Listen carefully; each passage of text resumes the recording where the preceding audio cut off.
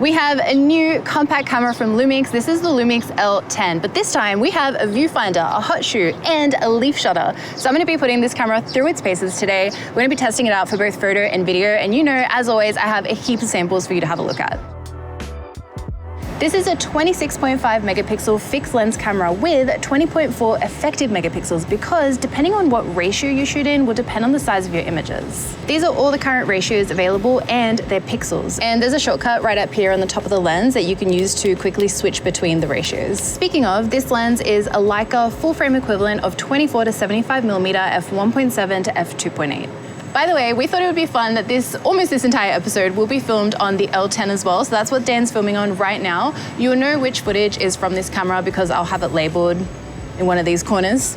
But we thought that would give you a good idea and heaps of sample footage for you to look at. As a full disclaimer, Dan and I are here on a press trip in Japan with LUMIX, and we do get to keep the cameras as well. They're not telling me to say anything in this video. I don't even have to upload a video. I'm doing this because I genuinely enjoy reviewing cameras, and I, as always, I'm just gonna be sharing with you my opinions of what it's like using this. I'm gonna be sharing the positives and the negatives and everything in between. In this camera, you can shoot in JPEG, RAW, or HEIF. Since I don't have access to the RAWs just yet, I'm shooting in RAW plus JPEG, but you're looking at the JPEG straight out of camera. And you can use LUTs in this camera too, but I'm just using standard picture profile for today. We're gonna start by doing photography, and I have to say, I'm really impressed so far with the photos I've captured. As usual, I'll be sharing the 100% crops of the unedited photos first, and afterwards the edited version, which I use my Lightroom presets to edit, and I'll leave them linked down below for you if you wanna get them for yourself.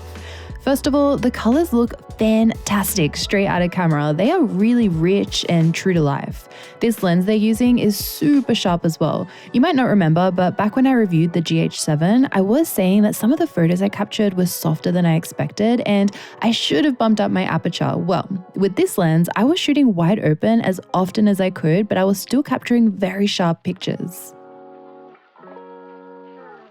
With the leaf shutter, you have a maximum shutter speed of 1/2000, and with the electronic shutter, you have a maximum shutter speed of 1/32,000. So throughout this photo shoot, I am using both the electronic and the leaf shutter, just depending on what the shutter speed is, because it is quite bright today. I did find this cute little alleyway right here, so Dan and I are going to take some photos of each other so we can have some portrait samples to look at. Can you move that way a little bit? That's cool. I'm going to zoom in. Shooting around 40 mils. That looks so good there. Oh, I like that.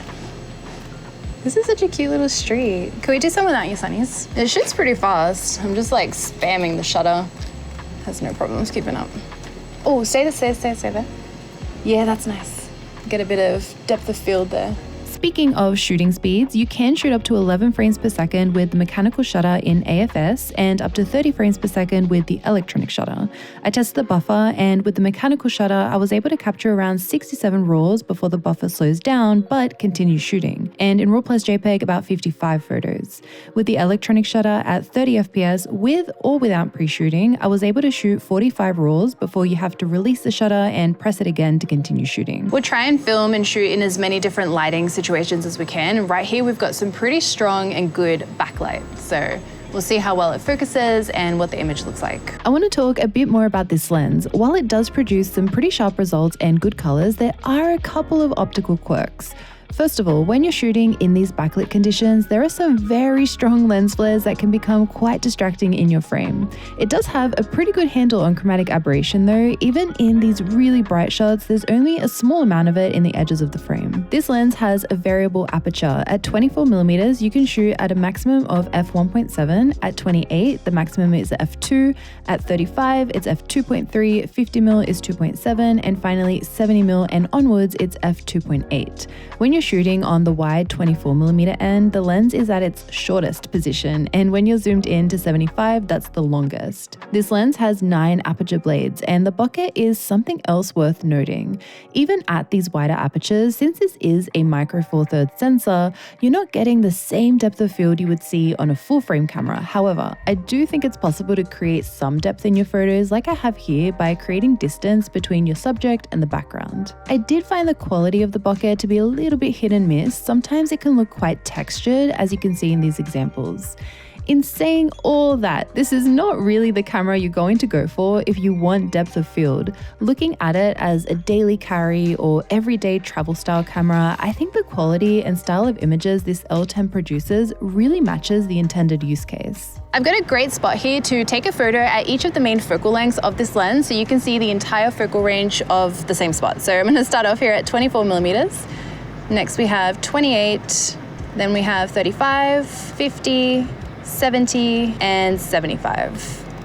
Let's talk about the build of the camera. This is honestly such a beautiful camera. I've got the titanium gold version. So this weighs 508 grams and it looks very similar to the full frame LUMIX S9. Something interesting is that on paper, the EVF doesn't seem like anything special, but it's actually very nice to use. It has about a 2.3 megapixel OLED EVF and it is off to the side of the camera, which I know some people find is a bit awkward to use, but I really do like looking through it, it's good. And then also the LCD is the same as the S9, it's just got a flippy screen. We do have a little grip that's built into the camera, so this isn't an attachment or anything like that, so it is pretty nice and comfortable to hold. If you don't have the bottom attachment, your pinky does sit at the bottom of the camera. And if you have the attachment, then you can hold the camera a lot easier. I will say something that I've been doing all day is that my knuckle keeps hitting into the zoom ring here. So I'm constantly changing my focal length even though I don't mean to. At the top, we have a new zoom toggle switch and a redial with a custom button. This cool little shutter release thread you're seeing here is actually only on the gold version of the camera and it is functional. The back is again very similar to the S9, but there's a new photo video S&Q switch and an LVF button. It uses the usual VLK22 battery and has a single SD UHS-2 slot, both of which you'll find at the bottom of the camera. There's one mic jack and one USB-C port, and unfortunately, just like the S9, it's not weather sealed, which I do think is something important to consider. I have a beautiful shot lined up here. I'm just waiting for someone to come by in a bike or walking along the crossroad. The crosswalk. I'm gonna get run over.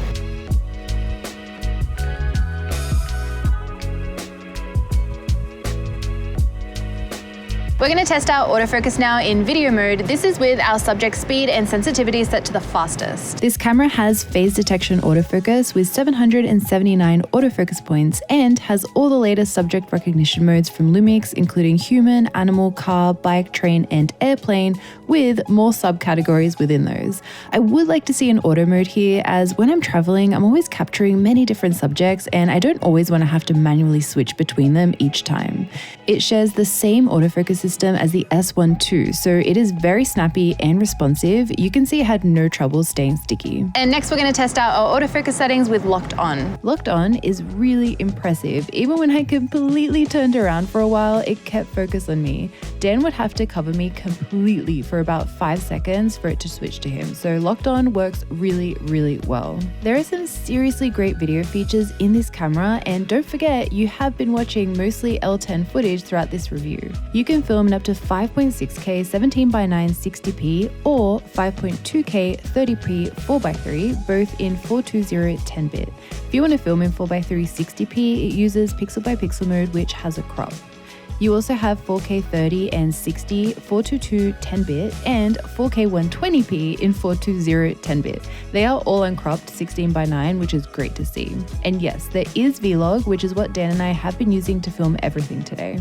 Let's do a microphone test. So far you've been listening to my lav mic. Now let's switch over to the internal microphone of the L10. So we are filming on the streets of Osaka, so it is quite loud, got a bit of traffic noise, and it's quite breezy today as well, as you can probably see from my hair. Next up, we have wind noise canceller switched to standard. Again, we've got the same amount of traffic noise and the same breeze coming through, so we'll see if you can hear any of that and if my voice changes as well. And now we have wind noise canceller switched to high. So again, we'll see if my voice changes at all and if you can hear any more or less of the ambient sounds of Osaka. Even though this is the full frame equivalent of 24mm, it's actually quite a bit wider than that. I wouldn't normally vlog on 24 because it's too close up, but this gives you a really nice field of view where you're prominent in the frame, but you can also see a lot of the location. So I'm gonna pace around a little bit so you can get a feel for what the footage looks like. I've got the camera on a little tripod, as you can see, and I'm just making use of the lens stabilization, and I'll do a couple of comparisons for you as well. But I feel like this is the mode that most people will be vlogging on, so I'll do a little walking shot. I'll switch hands as well so you can see what that looks like, and I'll just like move the camera around as well.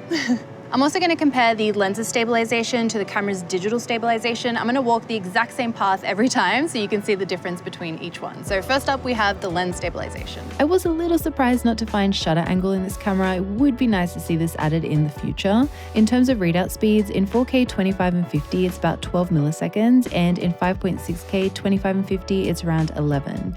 In 4K 100p, we have a really fast readout of 6.5 milliseconds. Overall, I am so excited to be seeing LUMIX releasing such fun cameras. Yes, there are a couple of optical quirks, but this camera was extremely fun, inconspicuous, and easy to shoot with out on location. It seems like LUMIX have made a breakthrough in the compact camera category, and seeing the features they've added to this L10 makes me really excited to think of what the potential for an S9 II and beyond could look like as well. Let me know what you think of this L10 in the comments.